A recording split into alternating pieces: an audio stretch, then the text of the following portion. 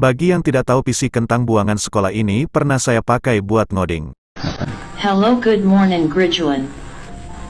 I am Raphael, what do you want? Dan ini hasilnya, sangat membagongkan. Dan ada kemungkinan selain prosesor ada komponen yang lain di motherboard ikutan gosong menghitam terbakar konselet meledak duar-duar pecah terlempar tak berbentuk rusak tak karuan sehingga saya pun memutuskan membuat merakit memasang menyatukan menyusun membeli memesan mengorder untuk PC baru secara manual. Dalam pengorderan pemesanan dan pengiriman ternyata yang lebih dulu sampai secara manual adalah casing dan PSU. Alasan saya membeli casing dan komponennya berbeda toko untuk meringankan beban ongkir yang gak ngontak secara manual, sehingga saya memutuskan membeli casing dan sekalian PSU-nya di toko yang satu pulau secara manual.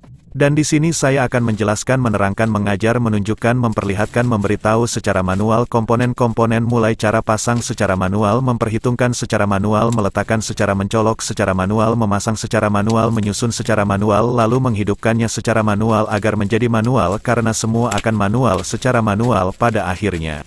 Untuk PSU saya menggunakan yang memiliki daya 500 watt untuk racikan PC seperti ini minimal 450 watt kalau kita hitung dengan kalkulator PSU dan hasilnya dikali 1,5 secara manual dan saya menggunakan deepcool 500 watt yang sudah 18+. Dan alasan saya memilih beli PSU yang seperti ini, daripada saya pakai PSU yang kayak bawaan casing ini meskipun sama-sama PSU dan sama-sama 500 watt tapi kualitas pemakaian efisien memiliki perbedaan jika dibandingkan secara manual. Dan sehari setelah casing dan PSU sampai akhirnya komponen mesinnya datang juga secara manual. Untuk motherboard yang saya pakai adalah MSI B450A Pro Max yang pastinya udah DDR4. Alasan saya memilih untuk menggunakan Ryzen ketimbang Intel adalah karena sejauh riset pencarian penelitian pemikiran memikirkan jadi kepikiran dan menyimpulkan secara manual saya berkesimpulan bahwa Ryzen cocok untuk orang yang ada keinginan upgrade prosesor yang hebat kuat dan tahan lama tanpa ganti motherboard meskipun akhirnya kita harus beli motherboard soket AM5 untuk prosesor seri 6000 dan 7000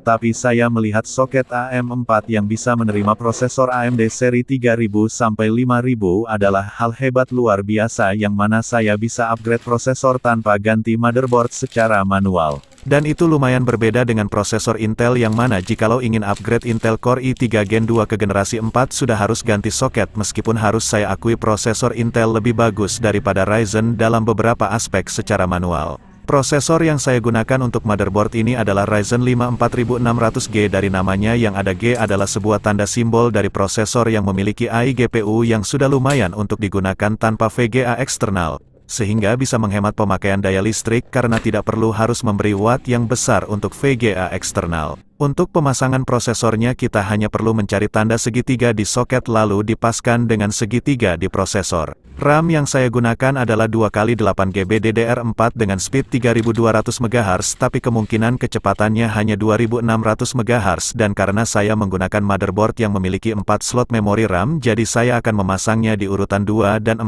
secara manual. Kalian tidak perlu khawatir jika ternyata salah pasang dalam urutan soket karena itu tidak akan merusak RAM, paling-paling gak masuk BIOS. Untuk SSD memiliki ukuran luas ruang penyimpanan 256GB, mungkin terlihat kecil dan sedikit tapi ini sudah cukup besar lega lapang untuk OS Windows-nya, sedangkan untuk penyimpanan data-data file-file dokumen arsip rahasia negara dari Badan Intelijen Bokeh akan disimpan di hard disk selama saya secara manual.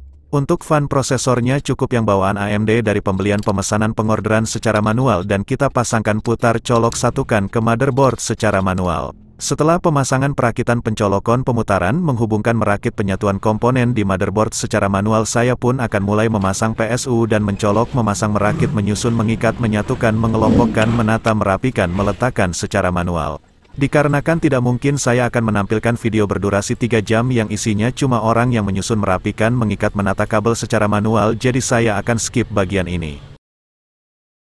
Untuk colokan di bagian ini cukup colok sesuai tulisan yang ada dicolokkan. Jika tulisan colokannya USB tancapkan secara manual di jarum-jarum yang ada tulisan USB. Jika audio tusuk di audio tapi untuk pin power panel kalian bisa ikuti rumus ini jika motherboard kalian adalah motherboard gaming pada umumnya seperti Asus MSI dan semacamnya secara manual.